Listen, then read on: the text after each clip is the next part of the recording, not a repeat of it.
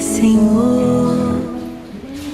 Como a irmã disse, eu sou missionário, sou delegado local da comunidade Fanuel. Nossa comunidade agora em dezembro faz 19 anos de vida. Eu caminho há 15 anos com a comunidade, sou consagrado há 10, agora no dia 2 de maio fiz 10 anos de consagração. E nessa noite, irmãos, eu peço ao Espírito Santo de Deus que possa conduzir o meu coração e as minhas palavras, porque Ele precisa fazer uma obra sobre a minha vida, sobre a minha família e sobre a sua família também. Amém? Amém. Glória a Deus. Glória a Deus. Irmãos, nós ouvimos dizer, não é? Nós ouvimos a palavra de Deus ser ministrada sobre as nossas vidas, de que nós somos homens e mulheres escolhidos para vivermos a plenitude da bênção.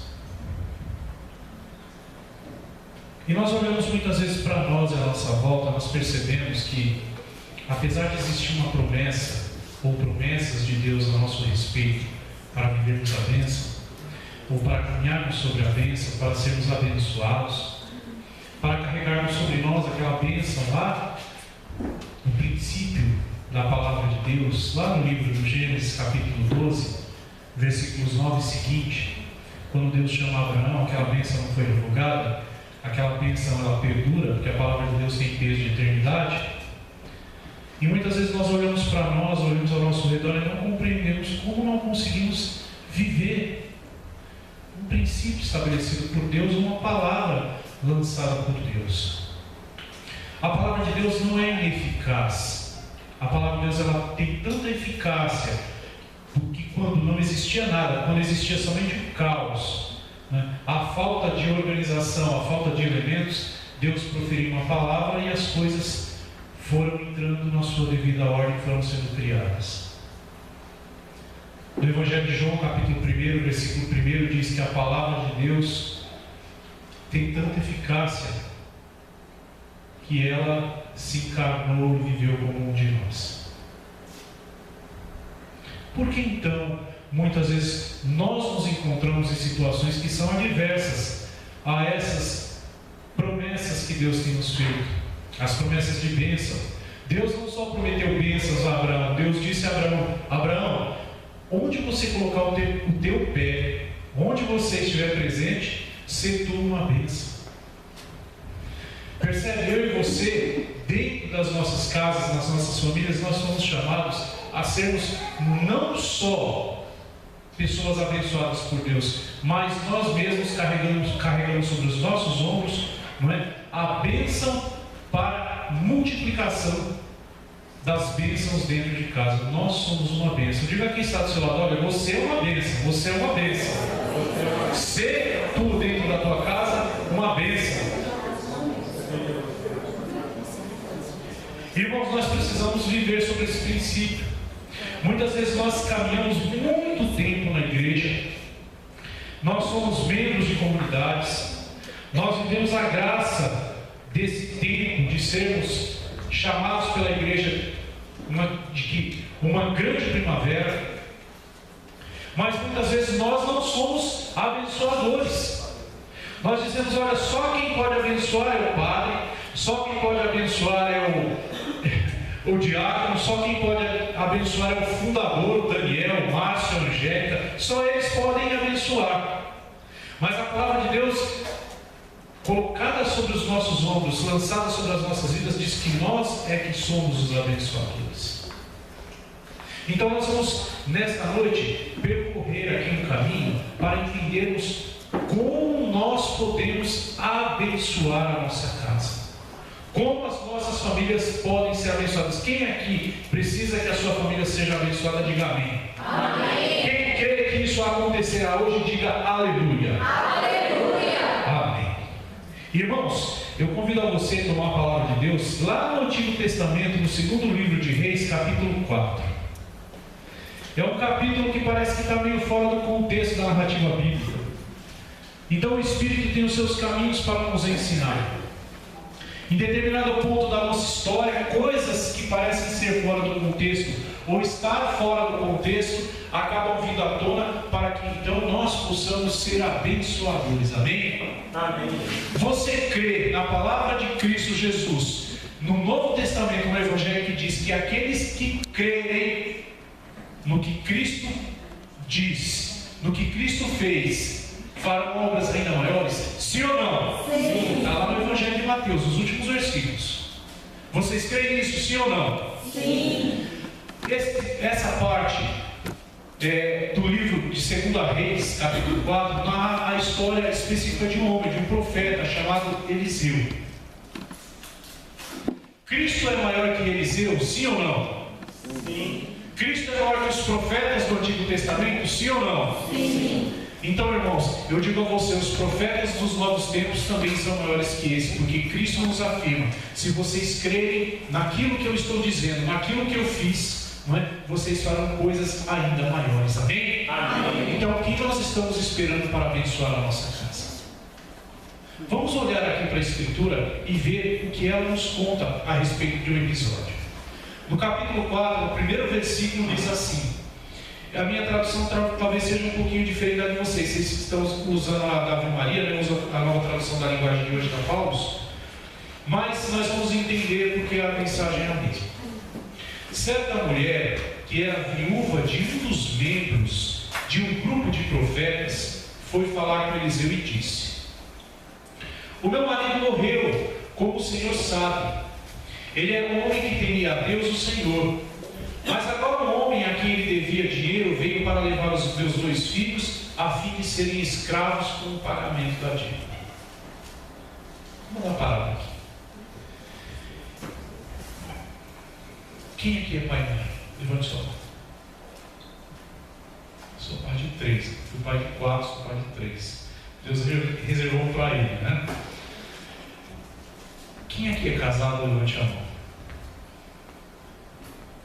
Quem aqui tem nos seus planos ter filhos ou ter mais filhos? Levante sua mão. Eu não posso. Eu já cheguei no limite. Eu já cumpri aquilo que Deus me disse. Mas, irmãos, deixa eu falar uma coisa para vocês.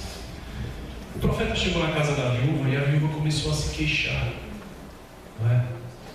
De que, apesar dela ser uma pessoa temente a Deus e do seu marido ser um grande profeta, que havia falecido, homens e mulheres morrem, vocês sabiam disso, né? Sim ou não? Sim. Morre ou não morre? Não é? Uma hora nós temos que nos encontrar com o nosso Criador. É o plano natural, não é? Ou é o nosso plano natural. Então, a viúva perdeu o seu marido. Se era viúva, o marido morreu. Vocês concordam comigo? Sim ou não? Vocês estão dormindo, hein? Irmãos, só que acontece um fato: a viúva começa a se lamentar e dizer então que os filhos se tornariam escravos por conta de uma dívida. Muitas vezes em casa, irmãos, não é? Os nossos familiares, os nossos filhos, os nossos amigos, os nossos parentes, eles são escravos por conta de dívidas contraídas por outros. Vocês sabiam disso? Todos nós pecamos, de São Paulo, né? Todos estávamos privados da glória de Deus. Mas Jesus Cristo, não é? Quando o homem conhece e experimenta Jesus Cristo, a história muda. Quando não se conhece, ou quando se empenha, não é? A vida, o projeto de vida em caminhos fora dos planos de Deus, nós tendemos a vender os nossos ou a deixar os nossos numa condição de escravos. O mundo escraviza. Eu comentava com a Angélica quando chegamos: puxa, a gente vem falar de família, mas nós olhamos ao nosso redor, é uma contradição tremenda com aquilo que o Evangelho fala. Parece que só nós estamos caminhando na contramão, não é? Lá em São José dos Campos, o Daniel estava lá no congresso, eu estava ministrando e um padre levantou a mão e disse assim para mim: olha, mas isso que você está falando é andar na contramão. Eu falo: então eu ando na contramão, porque isso é palavra, está no Evangelho. Então a sociedade não compreende o nosso caminhar. A sociedade inteira é como um grande, gigantesco rio que caminha, né? Que quer desaguar em algum lugar, e nós não queremos ser desaguados ali, nós estamos remando numa direção contrária. E o preço que se paga por isso, muitas vezes, é termos a nossa família, não é? Ou trazer a nossa família incompreensões ao nosso respeito, ao nosso ministério, ao nosso chamado, ao tipo de vida que nós levamos. Essas pessoas estão escravizadas. Elas estão em comunhão, não conosco, com o Senhor nosso Deus. Muitas vezes caminham na igreja, não estão em comunhão com a igreja, estão em comunhão com o mundo. São escravas verdadeiramente.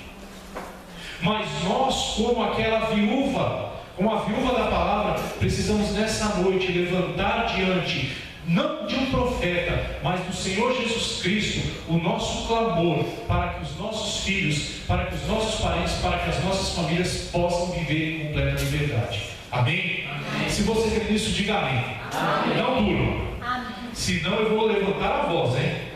Vamos continuar a palavra. No versículo 2, Eliseu perguntou: o que eu posso fazer por você? Diga, o que é que você tem em casa? É uma pergunta que Deus está nos fazendo hoje.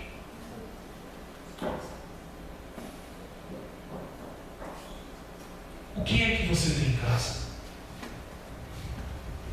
E eu não estou falando só na tua casa material, no teu lar.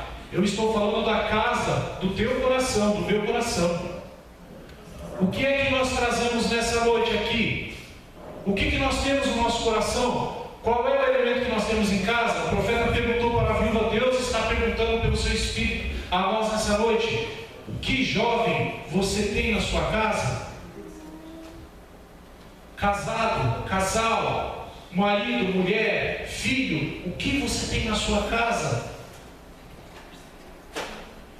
Percebamos que a resposta daquela viúva é meio natural. Olha só, versículo 2, segunda parte: não tenho nada a não ser um jarro pequeno de azeite, respondeu a mulher. Então Eliseu disse: vá pedir aos seus vizinhos que lhe emprestem muitas vasilhas, muitos vasos vazios.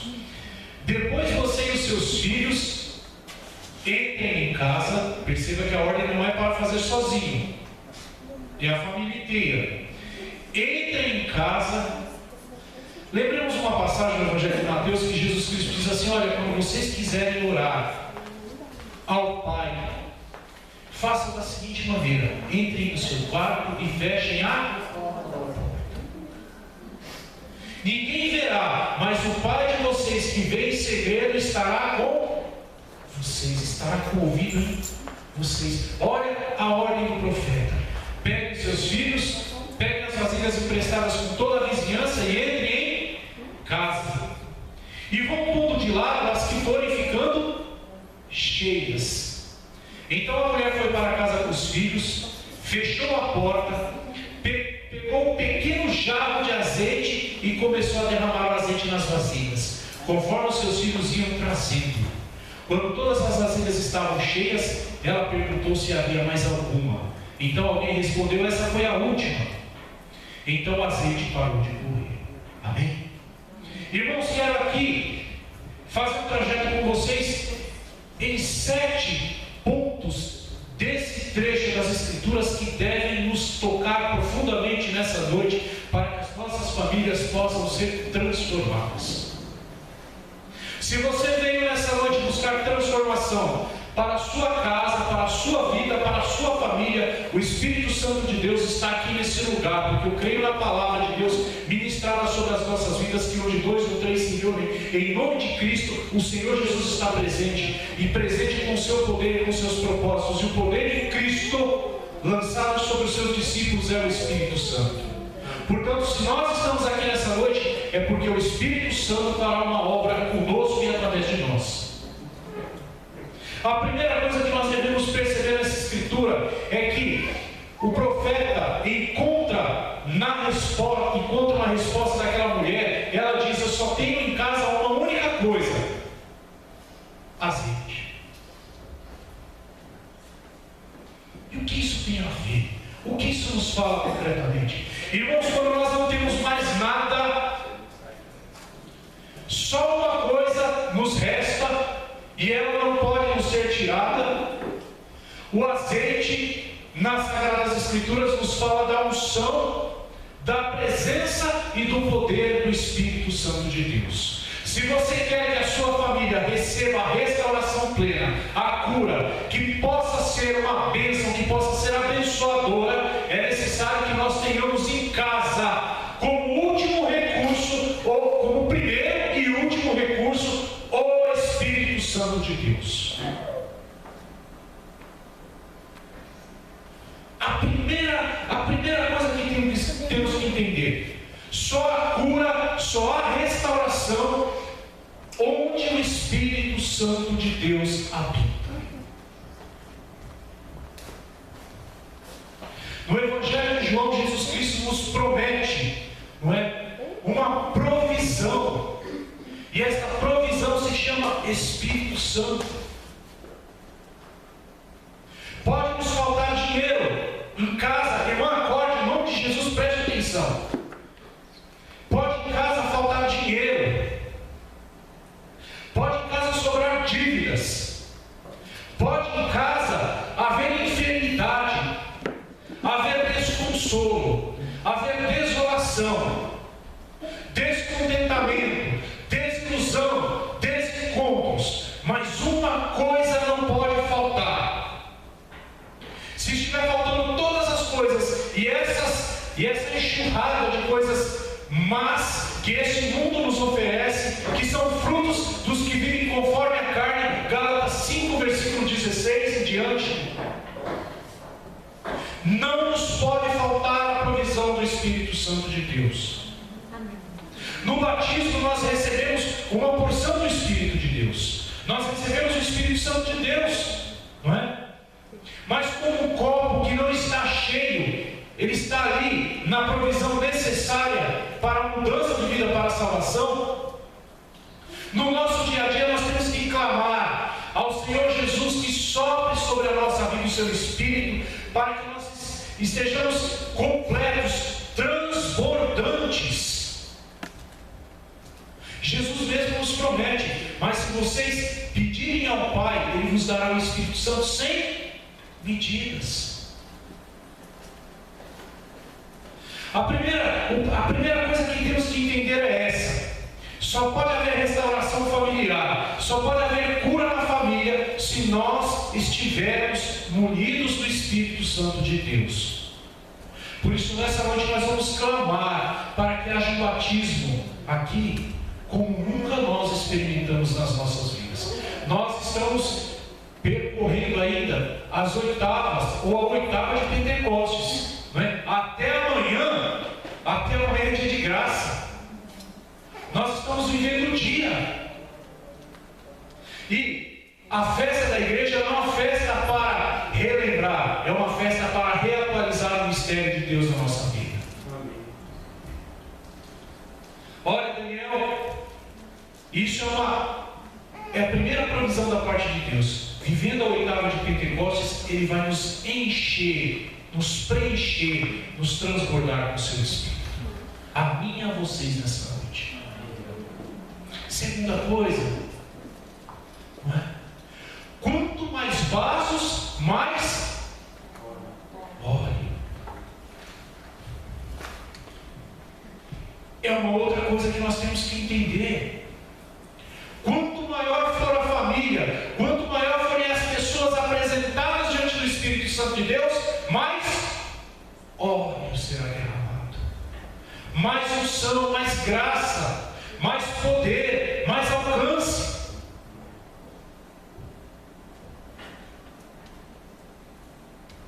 Uma terceira coisa que nós notamos: as vasilhas, os vasos têm que estar limpos e... Olha o que diz a palavra aqui, que coisa interessante, rapaz. Olha isso aqui. Vá pedir aos seus vizinhos que lhe emprestem muitas vasilhas vazias. Versículo 3. Ô irmão, deixa eu te dizer uma coisa, deixa eu te perguntar: você está vazio das seduções que o mundo oferece? Nós estamos vivendo um clima da Copa. Eu gosto demais de futebol, né? como todo brasileiro. E tive a oportunidade de assistir o Jogo do Brasil. Hoje assisti, acho que 2 jogos, estava em casa com a família. Aproveitei para assistir. Mas isso não é o suficiente para deter quando nós temos que comer. O que nós estamos vendo no nosso dia é uma afronta contra a fé. Pessoas deixando de viver a graça da Eucaristia, a graça da reunião de oração, a graça da formação pessoal, da edificação mútua, para se entregarem às coisas do mundo. Não estou falando só do futebol, das compras no shopping, dos passeios demasiados, das loucuras, das excursões, das peregrinações desmedidas. Nossa, mas isso é grave. Porque quando nós não estamos no Espírito de Deus, nós estamos no Espírito do mundo.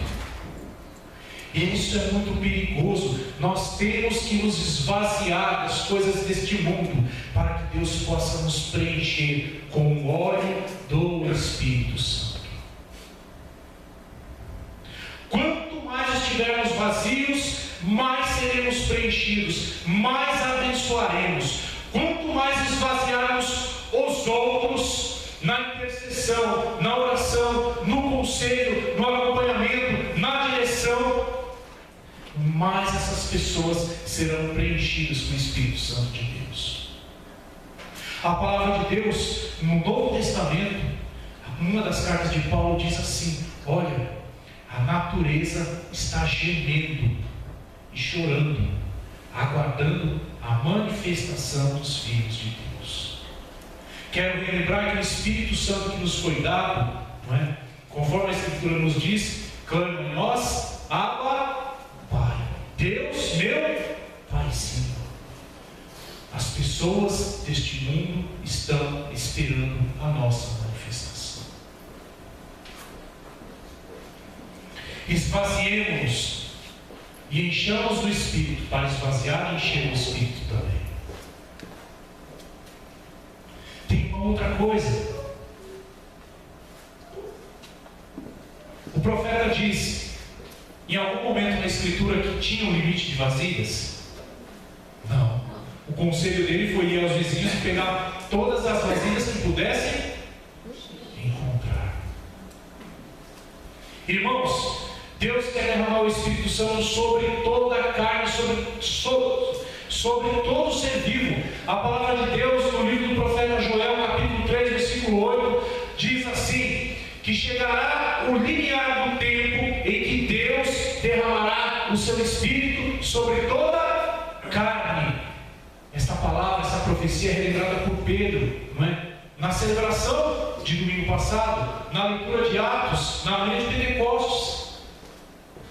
Não há limites para a atuação de Deus. Ah, mas aquele fulano lá de casa lá já está perdido, um pigunço, cachaceiro. Deixa eu dar um testemunho para vocês. Eu acho que eu já contei isso para o Daniel. Eu estive aqui no final do ano passado, não é? E da semana seguinte que eu saí daqui, houve uma palavra de Deus no meu coração e eu não compreendi. E eu saí daqui incomodado com aquela palavra. Eu nem me recordo, acho que foi pregando numa noite como essa, não é? E o que acontece? Eu lidero a comunidade aqui na Diocese de Santo André. Mas Deus também, a nossa comunidade ela é formada em pequenos núcleos, que nós chamamos de células. São grupos. Eu estou dizendo isso porque é uma prática de higiene na comunidade. Nós vivemos os pequenos grupos familiares. 2, 3 consagrados da comunidade lideram, fazem parte de um núcleo que lidera a comunidade num determinado local, com uma família, com as pessoas que estão em volta ali, no intuito de evangelizar, batizar no Espírito, fazer com que a pessoa experimente. Isso acontece toda semana. E apesar de ter um trabalho já que ocupe meu tempo na comunidade, o Espírito Santo de Deus clamava no meu coração que eu deveria voltar, não é? Na minha história e refazer alguns percursos, inclusive voltando a liderar um desses pequenos grupos, porque ele faria demais na minha vida. E eu comecei a questionar a Deus, como é que então eu faria isso, já que eu não tenho mais tempo para nada, tenho que cuidar da família, do trabalho, não é? Eu puxado o trabalho, meu trabalho cotidiano, sou formador pessoal, tenho as minhas atribuições, tenho as atribuições de pastoreio, então eu precisava arrumar tempo para isso. E eu comecei a orar com uma outra irmã da comunidade aqui em São Bernardo, no bairro do Taboão. Nós oramos 8 meses. Não foi esse ano, Daniel, 2013, foi em 2012 que estive aqui pregando no grupo, não é? Foi em 2012. Eu orei por 8 meses, toda quarta-feira ia para o Taboão para orar. Só orar, reunimos orávamos. E o esposo dessa irmã estava na escola diaconal agora, né? Agora em 2014, tornaria-se diácono permanente aqui na diocese. Ele começou a sentir-se mal, isso foi no meio do ano. E passou pelo médico, muito cansado, foi detectado que ele estava com um nódulo muito grande, já no estado avançado no pulmão esquerdo. E ele tinha fibrose. Eu sei que em pouco tempo ele adoeceu e morreu. Olha o choque, né? Nós estávamos ali, o homem, ele era vocacionado à comunidade e agora se tornaria diácono da diocese. Acabou falecendo. E primeira coisa que nós percebemos, que Deus estava operando ali para preparar aquela família para o que estava para acontecer. E uma segunda coisa aconteceu. Passado algum tempo depois disso, eu falei para a Zilda, para essa irmã da comunidade que era esposa dele: olha, então agora nós precisamos tomar um rumo. E o Espírito Santo falou que hoje é a última noite que a gente vai se reunir aqui. Eu orei naquele dia, o Espírito falou no meu coração, não tive medo, fui lá e disse para ela. E aí ela disse assim para mim: realmente hoje é a última noite que nós vamos nos reunir aqui, porque Deus me mandou 3 pessoas aqui em casa para conversarem comigo, para pedirem auxílio, porque eles estão afundados no espiritismo, não é? E eles moram em uma casa, um terreno como esse, assim, não é? Um terreno como esse lá, perto do zoológico, tem umas 7 casas no quintal, é tudo a mesma família. E eu fiquei invocado com aquele negócio. E ela falou: olha, o pessoal está envolvido com o espiritismo, não é? E a coisa lá está feia, porque os homens da casa, todos eles se tornaram alcoólatras. Um deles está no estado último de vida. E ela começou a falar o nome das pessoas que foram procurar. Eu falei: nossa, Zilda, mas que coincidência, né? Eu tenho um primo e a esposa dele também se chama, né? Ela falou José e Elizabeth. Nossa, é idêntico. Ela falou assim: então a filha deles, a Soraya, também esteve aqui. Eu falei: o quê? E eu comecei a rir, não é? Porque ela começou a dar a descrição do povo que estava em volta, dos primos, dos irmãos, dos parentes. E eu falei para ela: eu conheço todo esse povo. Ela falou: mas de onde você conhece esse povo? E eu falei: olha, esse povo aí são todos meus primos, são filhos da minha tia, irmã da minha mãe. Um pessoal que mora para lá do zoológico, que eu não tinha contato nenhum há uns 10 anos, não é? Deus, através do Espírito e pelos seus caminhos, fez com que o povo viesse de lá e procurasse a oração desta irmã, para dizer a mim: é hora de você voltar para casa e restaurar a tua família. Então aquele incômodo que o Senhor colocou quase um ano atrás do meu coração, dizendo: você deve voltar, você deve voltar, você deve voltar, porque Deus precisava realizar uma obra no meio da minha família. Eles lá sabiam quem eu era, um homem consagrado a Deus, não é? Porque eles tinham contato de vez em quando com a minha mãe dava notícias da gente, mas eu não sabia a vida que eles estavam levando. Mas Deus queria fazer na vida deles o que fez na minha. Deus dá sem medidas. Em dezembro nós começamos a reunião de célula lá no quintal. São 25 pessoas que participam da nossa reunião lá. 6 meses. Dessas 20 e poucas pessoas, são 25, tem mais alguns que vão de vez em quando, 20 já foram batizadas no Espírito Santo de Deus. Os 4 maridos largaram o alcoolismo, estão dando testemunho do que Deus está fazendo na casa deles.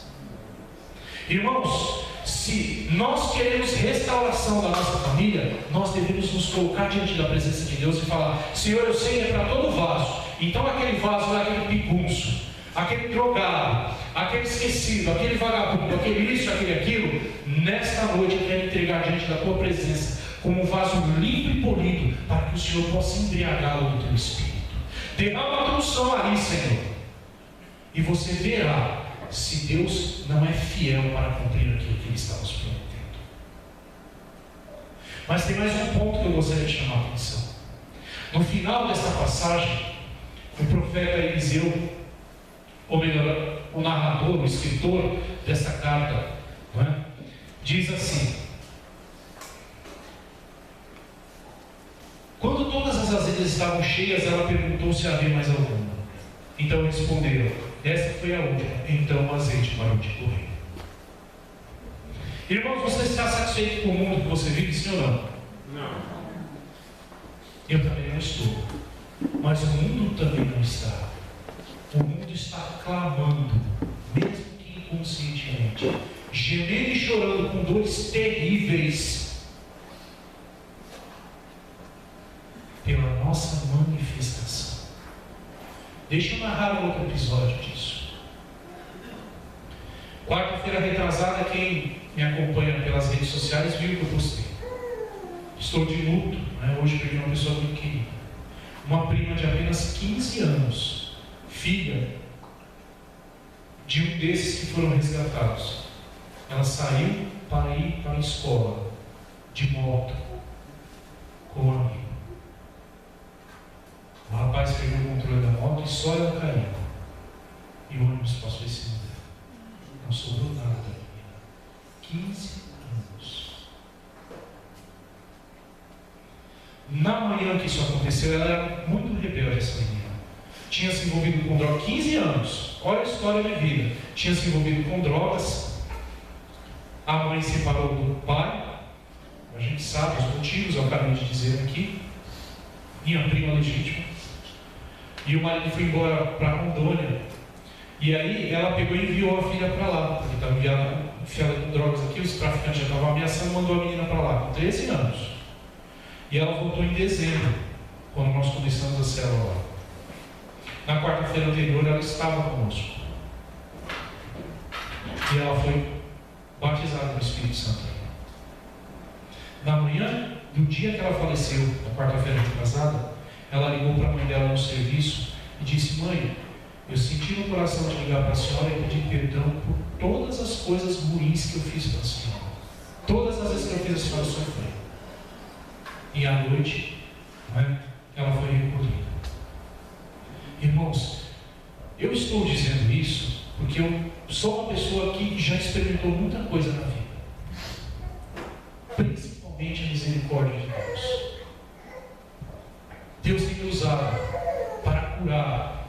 Deus tem me usado para levantar. Deus tem me usado para profetizar sobre a vida das pessoas. Não porque eu sou diferente, mas porque o próprio Espírito tem me apresentado vazio diante do Pai para que eu seja repleto do seu poder e seja um abençoador. E isso não é para mim, isso são para todos aqueles que forem colocados diante do Senhor. Por isso, nessa noite, eu peço a você, abra o seu coração, escancare o seu coração diante do Senhor. Deixe Ele realizar aquilo que Ele tem planejado para a sua vida. Eu peço a você, por um breve momento, incline sua cabeça e feche seus olhos.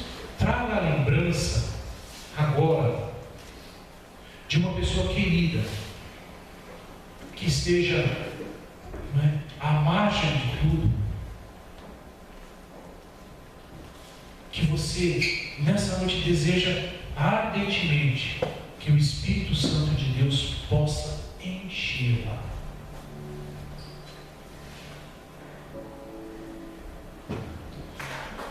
Pedro é um grande exemplo. Depois da ressurreição, Cristo apareceu 3 vezes aos discípulos.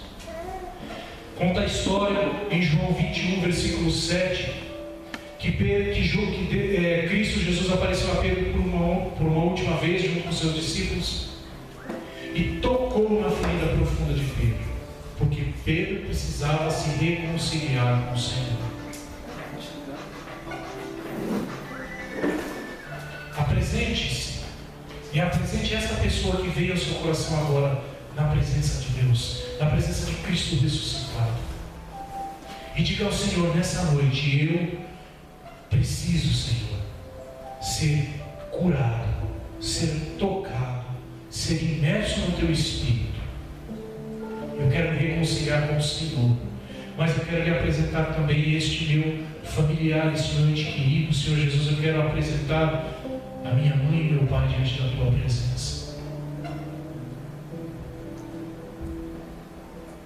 Deus querido e amado, eu sei que dentro de casa, muitas vezes, os meus filhos e os meus familiares têm vivido coisas que eu já vivi. E em nome de Jesus, no poder do Espírito, eu quero aqui amarrar e destruir, cortar toda a ação diabólica que emana através das vidas do tempo. Eu quero amarrar aqui toda e qualquer história e contaminação espiritual que vem através das gerações.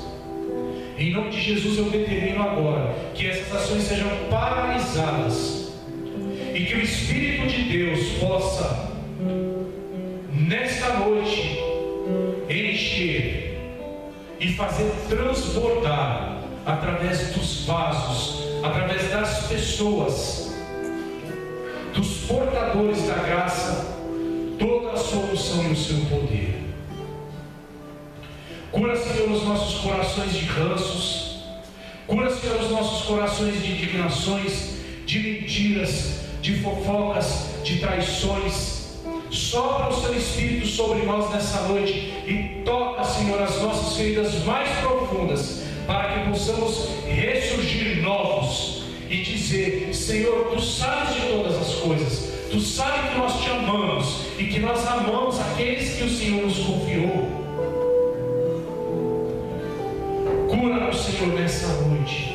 Em nome de Jesus, eu amarro agora toda e qualquer palavra de maldição lançada aos pais presentes aqui, que dizem que vocês não são capazes, e por conta dessas palavras de maldição, os filhos têm penado, os filhos não têm conseguido estudar direito, não têm conseguido empregos, portas de emprego são fechadas. O Espírito Santo de Deus me traz agora uma palavra de uma mãe que falou para o seu filho: você é burro, você é incapaz. Mãe, amarre agora em nome de Jesus essa palavra maldita, porque o seu filho é uma bênção. O seu filho é um vaso escolhido por Deus para ser preenchido com o poder e a graça do Espírito Santo e ser um abençoador. E em nome de Jesus agora, nesse exato momento, por conta desta palavra amarrada e desfeita, não é? Portas estão se abrindo. Os nossos filhos, os nossos irmãos, os nossos pais são uma bênção, são abençoadores. Obrigado, Espírito Santo de Deus, porque agora está fazendo aqui um casal se recordar de uma discussão no ano retrasado, em fevereiro do ano retrasado, no dia 23 de fevereiro do ano de 2012, em que um disse para o outro: se você continuar com essa burrice, eu te largo, porque eu não casei para ser desse jeito. Irmão, você sabe do que eu estou falando, e o Espírito Santo está desfazendo agora esta palavra dura, esta palavra maldita, que tem causado infertilidade financeira, infertilidade na alegria e na felicidade, e esta infertilidade tem se transformado, tem se mostrado na infertilidade biológica. Em nome de Jesus eu amarro agora e destruo essa palavra maldita, essas palavras malditas ditas um para o outro. Pai querido e amado, em nome de Jesus eu quero te entregar esses irmãos que aqui estão. Eu quero colocá-los na Tua presença. Ei, Senhor, aqui na minha vida pobre, na minha vida de miséria